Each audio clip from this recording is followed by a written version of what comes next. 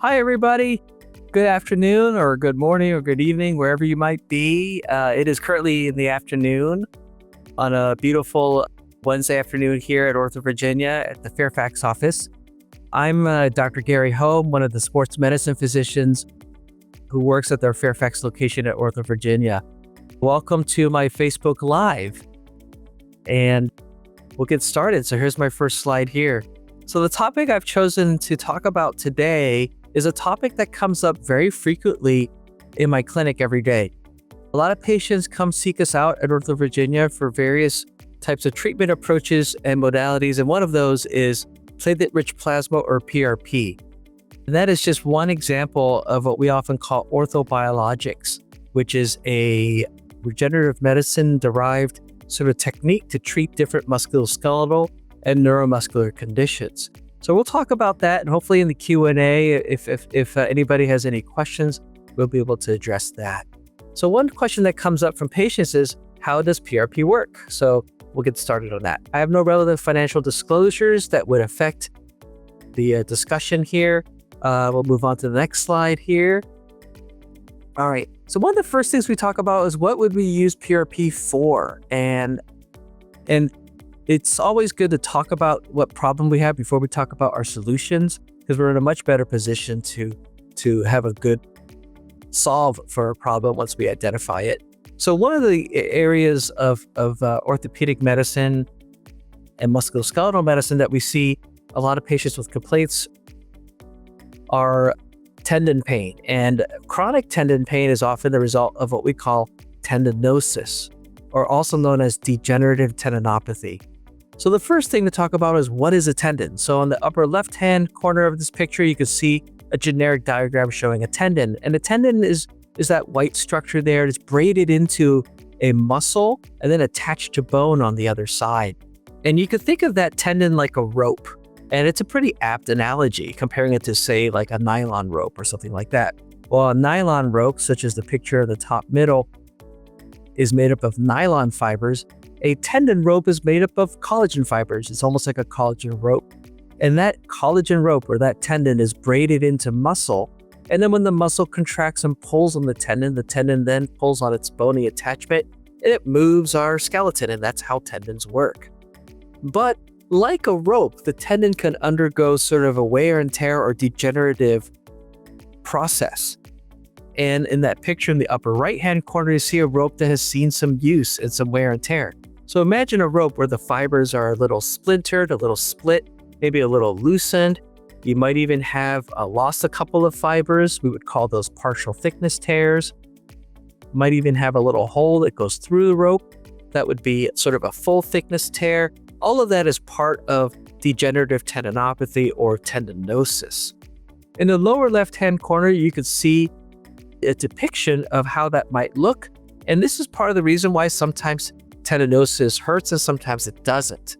You can see that loosened configuration of that tendon, or that tendinosis, that diseased tendon, doesn't always affect the whole tendon. And sometimes what happens is the normal parts of the tendon start to see more force. It starts to basically get asked to do more with less help from the neighboring looser diseased tendon fibers, and you can get a mixed sort of picture where you get some inflammation in the healthy tendon, but all of it is because of the diseased, worn out tendon that we call tendinosis. So how does this happen? Nobody really knows. There's actually 12 potential reasons, but likely it's some sort of missed opportunity for the body to heal from micro injury that happens from just regular use of these tendons. With using anything, you'll get a wearing phenomenon. But unlike the rope, our body is living tissue. And like living tissue, it has the ability to kind of housekeep itself and actually repair itself as long as the type of damage is small enough and slow enough that the body can keep up. But for whatever reason, that damage has been allowed to accumulate, and our reparative processes, or housekeeping upkeep, hasn't been able to keep up, and this wear builds up and we end up with tendinosis. So How do we address it? Well, one of the ways to address it is the use of platelet-rich plasma. So next slide, please. So how does platelet-rich plasma or PRP work? What we do is we draw a small amount of blood and we concentrate a component of the blood that includes our platelets, some white blood cells, and some healing factors in the blood. We concentrate that and then we inject it back into the body. How does that work and why do we use that? So next slide, please. So what we're trying to do is capitalize the body's own ability to heal. So as we talked about before, the tendinosis is allowed to develop and accumulate because of this micro trauma or this micro injury that we haven't been able to keep up with our own internal healing processes. But what if we could amplify it? What if we could basically exaggerate that and turn that switch back on inside the tendon? And so this is essentially what we're trying to do with the PRP. How does this work? Well, if you were to imagine if you got a cut or some sort of wound on your skin, first thing that happens is you'll bleed, so that blood brings in stuff to the area.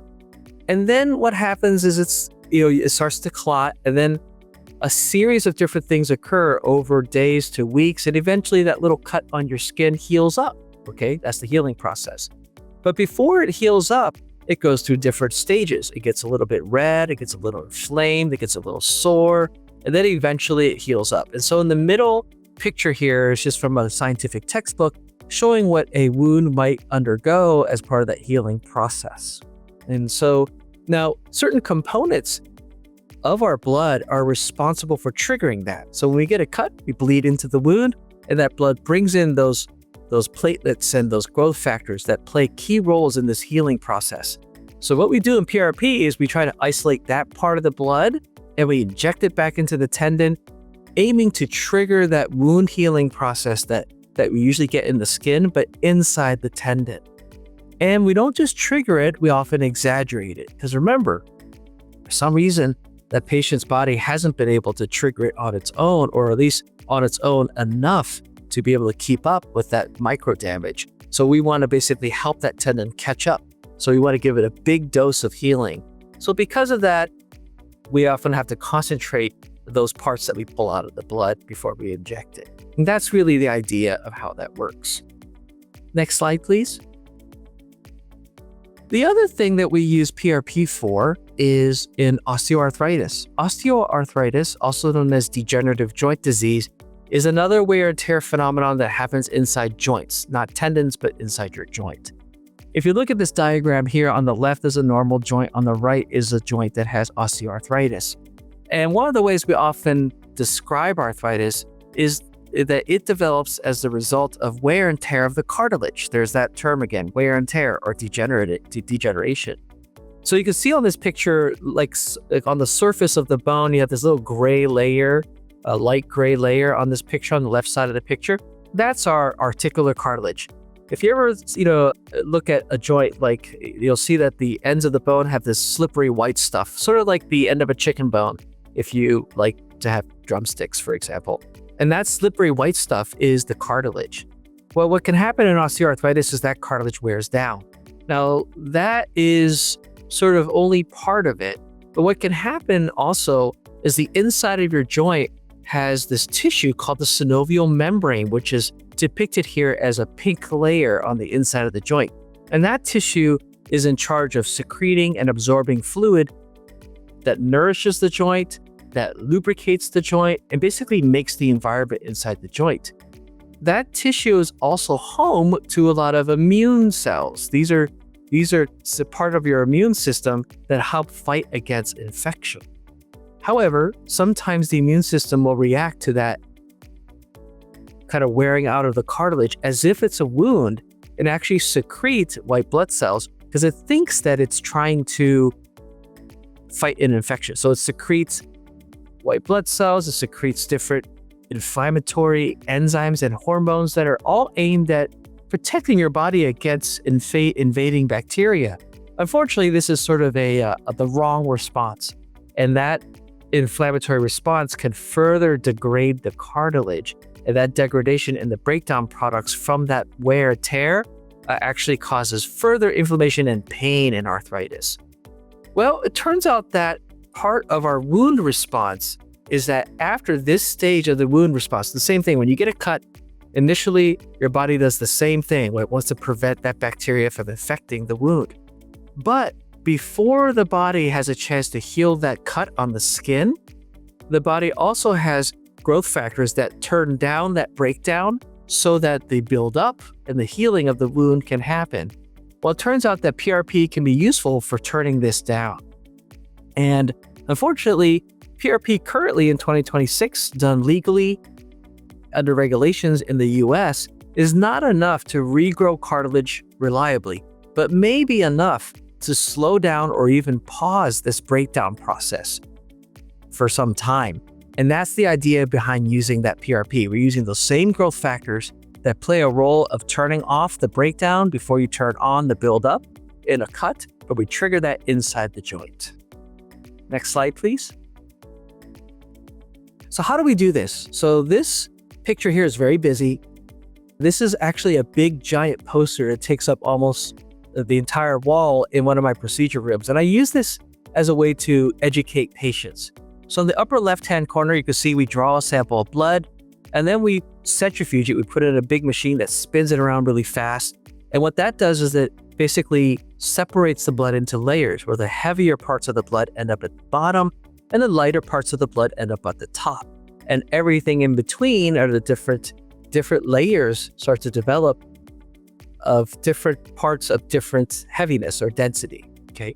So that allows us to separate things in the blood, and we can then draw off certain components that we don't want and pull out parts that we do want in order to use for treating patients. So you can see that in the upper left-hand corner. And in the middle area, you can see that colored band, which kind of shows the different aspects of different layers in the middle of that spun blood that we can actually pull out different parts, including the platelets and some of the growth factors. Next slide, please. So this picture kind of just illustrates a little bit of how that happens. Once again, we draw the blood, we put it in a machine, we centrifuge it, and then sometimes we do it twice. So there's many different systems, many different techniques on doing this. The technique that I currently utilize is what we call a two spin or double spin or dual spin technique, where we spin it twice in order to really isolate those platelets and growth factors and a subset of white blood cells that are useful for that helpful healing response. And then we inject it back into the body. In this example, into the joint. We can inject it into tendons, cartilage, around nerves. There are lots of different ways to use PRP, and there's lots of variety in how we make PRP to pull out different parts, to exaggerate some parts and suppress other parts in order to hopefully trigger a certain reaction that we look for to help heal the patient. Next slide, please. So this is a picture that I often describe for patients. And as you remember, when people get PRP, often that we're trying to do is trigger that wound healing response. And just like that cut, before the wound heals on the skin, it gets a little red and swollen, which means it feels a little worse before it feels better. And like I've said before, we try to exaggerate that. And so if we want more healing effect, we unfortunately have to contend with sometimes a little bit more of that initial soreness and pain. And that's very variable. And that's why you see the dotted lines here on the left graph here. And so when people get PRP, they initially feel worse. And they can feel sometimes very bad, sometimes not as bad, but it's very variable. I often recommend that you expect for the worst. And just realize that that initial pain is not like anything's wrong. It's part of the process. People usually hit the worst of it in the first couple of days. They peel off of the worst of it, usually by a week.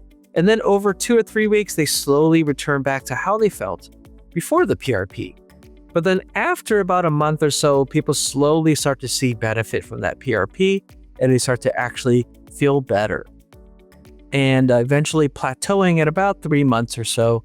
And then we see how much helpful therapeutic effect that we've actually been able to get with that PRP at that time. And so if we get to our goal, and usually as a short-term goal, I try to shoot for 75 to 80% better. then most of the time people will drift the rest of the way, and we talk about, how to maintain that with good health and exercise and maybe a repeat treatment down the road. If we get some benefit, but we plateau it short of that, say like 40%, we may have to consider repeating the PRP to give it another dose or another episode or push of healing to get to our goal. Okay. Now this curve is about 2/3 of patients. That means a whopping 1/3 has some other experience. And it's just, it's impossible to totally know how somebody will behave or how they'll respond to PRP if they've never had it before. But we try to prepare them the best we can with how we educate patients. Some people respond very quickly and some respond very slowly, as you can see on the graph on the right, okay? And it's thought to be fairly effective. And for most indications, anywhere between 75 to 80% of patients who get PRP will get a positive response. Next slide, please.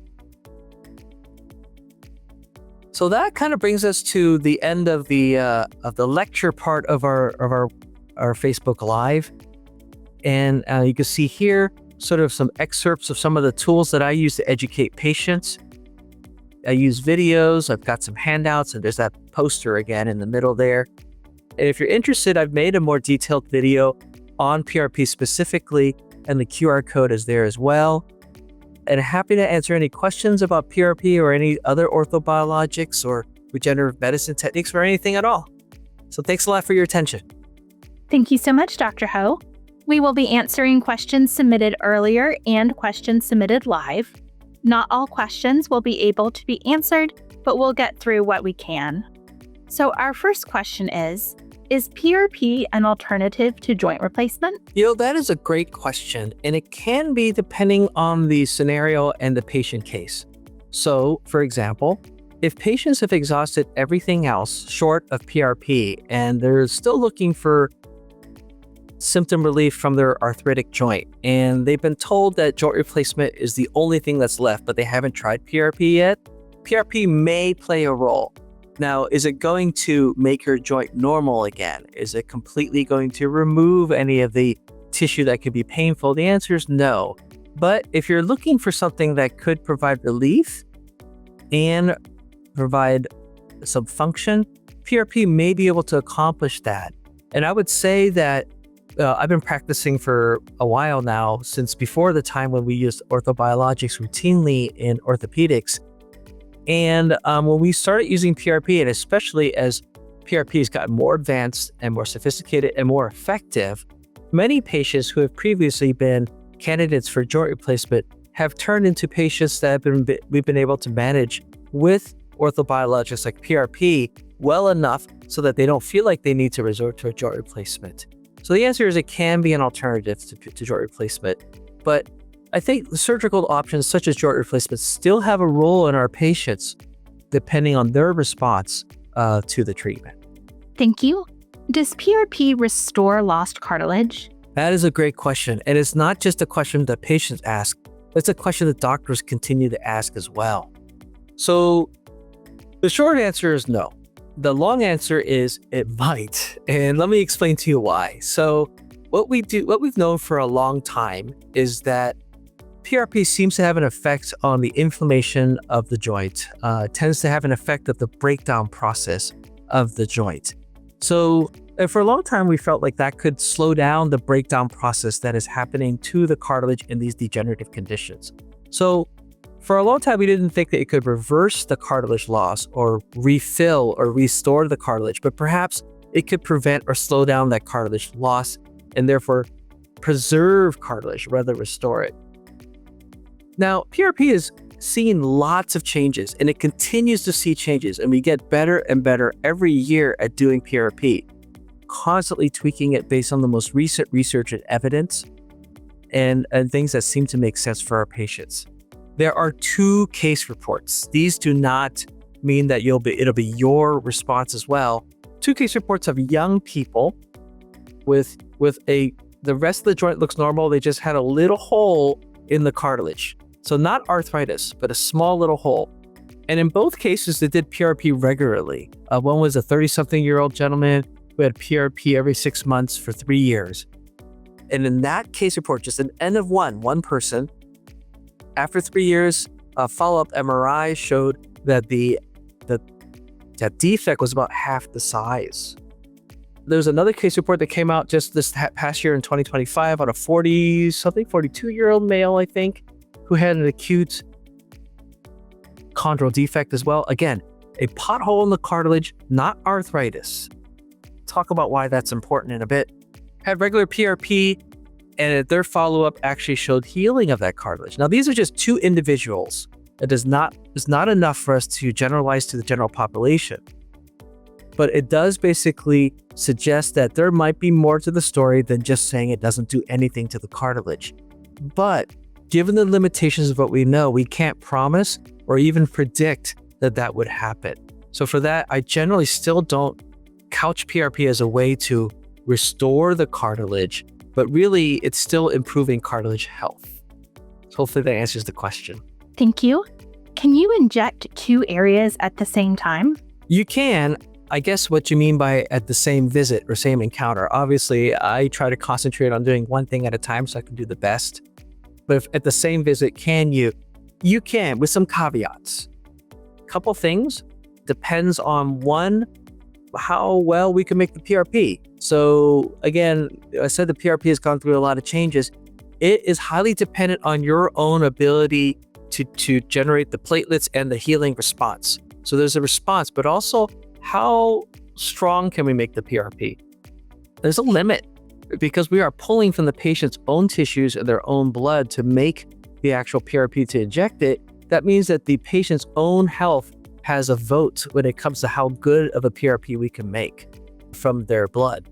And if it's a little bit limited, we may actually have to only treat one place at a time.